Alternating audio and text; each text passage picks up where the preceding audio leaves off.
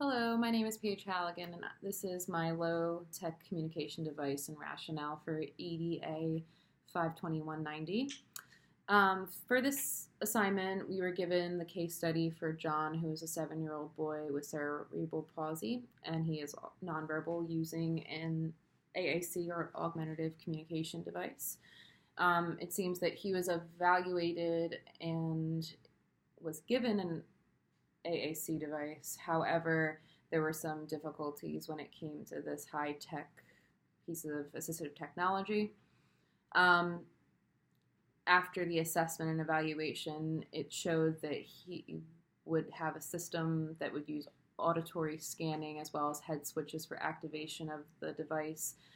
However, both of those parts of his high-tech AAC device were not appropriate for him or for his classroom environment. So for what I came up with was a low-tech option solution. So this may appear backwards because it is a MacBook, but this essentially is this is an eye gaze board, and we have a few different options, and because we didn't go further into depth as far as what John's cognitive abilities are as well as his eye control, what I can gather from the small rationale we got for his case study, it appears that he does have pretty high functioning abilities. So I provided a few different options for him. We have a yes, a no, an I need help, as well as a finished. If this is too many for him, obviously these would be Velcroed off, and we would just have the simple yes and no.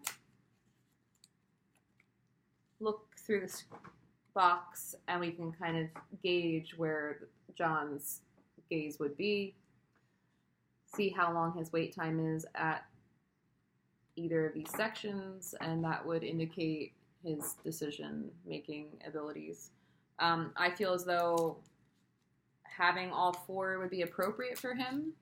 Since he is in a general education classroom, it seems that he's participating within that curriculum. So having these on the board itself would be appropriate for him. Since he would be engaging in class discussion, he would be participating with his peers within the general education environment, he would really need to indicate both of these options as well as yes and no, a finished for when assignments are complete, and an I need help for if someone besides the teacher, like a para or a student that is aware of how this board may work. Probably a para would be using this. I don't think a student should be using this unless they're appropriately trained, but being 7 years old and in second grade, I really don't see that happening just yet. Maybe when he goes to high school, he could have a communication partner. So moving forward with this, how we could use this in two different activities.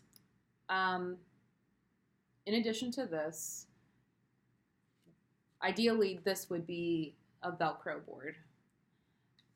We have two lessons here. To follow the Common Core standards, both of these meet Common Core standards for second grade. The first would be two-dimensional shapes going into three-dimensional shapes.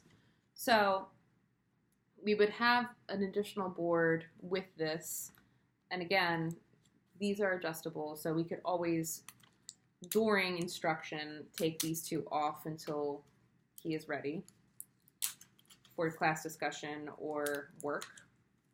Place the yes and no towards these sections of the eye gaze board. And then we could have different things within the lesson. So, we could have his shapes as options.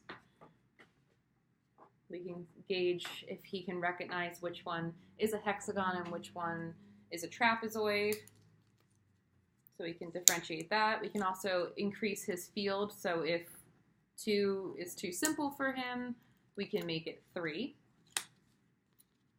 to gauge as a formative assessment. Later on, it could actually serve as a summative, but I will go into that further in a moment. We can also include within the lesson plan that I will attach with this video and my written rationale, we can go with the terminology used within the lesson, like the vocabulary, so we can see if he can actually gauge which definition belongs to which vocabulary word. Again, that's a good formative assessment. And if he wants to answer a question, we can also put those on the board. And if he wants to answer, then he can actually participate within the lesson by having those options. The teacher asking a question directly to John, and then John being able to respond. Because we do not know the level of John's cognitive abilities, I also came up with an additional board with the labels that would go with each shape. So if we're at more of a basic level and not really talking about sides, corners, and attributes, and just simply being able to identify and recognize specific shapes. So if we have this and we want him to be able to identify that this is an octagon or trapezoid or a square or a triangle, then we can also have these terms that would be able to serve as an additional assessment. So that would be for the math lesson. Obviously, all these like boards with all these pieces would ideally go in a binder that would travel with him with the low-tech piece of equipment that the system would serve as. Our next lesson or activity would be for an additional second grade standard using the Common Core, which would be labeling/identifying parts of a plant for a science lesson. This one I actually really enjoyed making because not only are we going over specific terms and parts of the plant, so again, serving as a good tool for a formative assessment throughout the lesson, you can provide these terms at the top, look through the window, and be able to gauge whether or not John is accurately using his eye gaze to identify the labels as well as the definitions. He can participate actively within the lesson. The next part would be great because there's more visuals. So within this lesson of the flower or parts of a plant, they want the students to essentially be able to put these parts of a plant in order.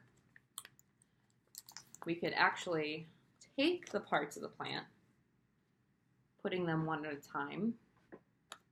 Or if the teacher is asking a question regarding what part of the plant does what, we can have the different parts of the plant up at the top and see if she's describing or the teacher is describing which parts of the plant does what. We can adjust these yes and no's to go down further. And then we can cover these up when it comes to assessment time, but when John is learning the actual terminology, this can be used as a good study tool, which has the term itself and the definition as well as a visual picture and label for parts of a flower or plant. Later on in the lesson, it's asked that students should be able to almost point or circle parts of a plant with the terminology. I actually came up with an assessment tool so that John would be able to, because it appears with his diagnosis of cerebral palsy, he probably has difficulty with some fine motor skills. We noticed that when in the case study it said that John's head switch positions may have seemed appropriate at the assessment center, but were incongruent and basically went against the PT's assessment as far as positioning. So typically we could do this and put these all on a board and have John be able to not only put these large pieces in the correct positions, but we can also have John show us the correct labels and put these labels on the correct parts of the plant to show an accurate assessment rather than having John just complete the worksheet by hand, because we know with his fine motor abilities that writing may be too difficult of a task to have him attempt. This could actually serve as a better tool. Not only would it be more time efficient, but it would also decrease frustration and increase productivity and self-esteem.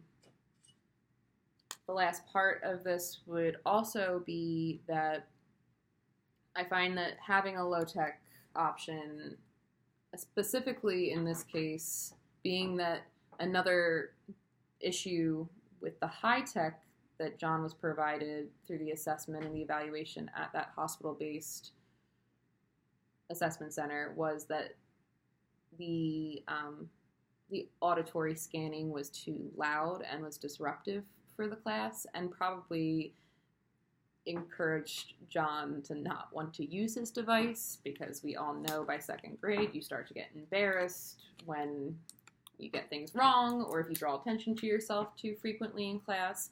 So by having a low-tech option, not only will it decrease the stimuli auditorily throughout the class, John can quietly use this with the para or the teacher to answer questions not so loudly and distractedly with the other students.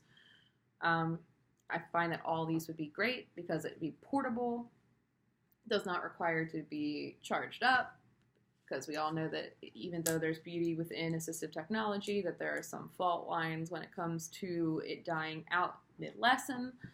And that, this is a pretty adaptable piece of low-tech equipment, and with John's cognitive and physical abilities, I think this would be a great fit with his diagnosis, with his disability, as well as for a second grader. I don't think that this would be too complex, and I also don't think that it would limit his abilities. We don't want to make things too hard and not age appropriate. However, we do not want to limit a student's growth and potential if they have the capability and capacity. So hence why when making these additional components to this low-tech eye gaze board, I differentiated it because I don't know John personally. I just have the case study, which indicates his diagnosis and his physical abilities, as well as how the high-tech device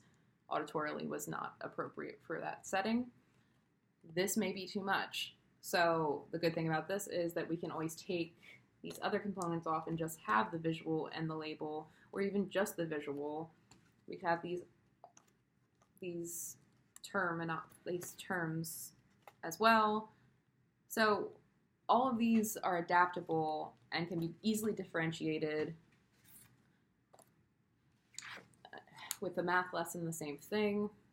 If just the terms and the shapes are what the teacher wants to focus on, then they have this option, as well as if that is too challenging, you have the actual shape terms, and if that's not appropriate for John, then you just have the shapes. So you have 3 different levels for the math, and you also have 3 different levels for the science, all low-tech, all easily accessible, all pretty easy to train an individual to use. So even if that parent is a sub that day for John, or just in general within the classroom, it's not difficult to show someone how to use this, as well as using the board itself, because all that you really need to explain is that you are gauging this as John's communication outlet and device, and that depending on the student's wait time and ability with head control, because we know the head switch may be John was hitting it too many times, but with eye gaze, John doesn't necessarily need to move his head.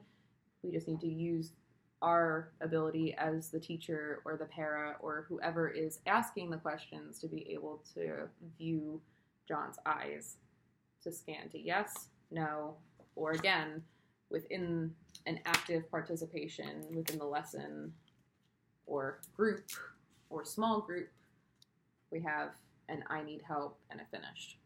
So this was my low-tech device assessment and walkthrough or tour of my device. Thank you so much.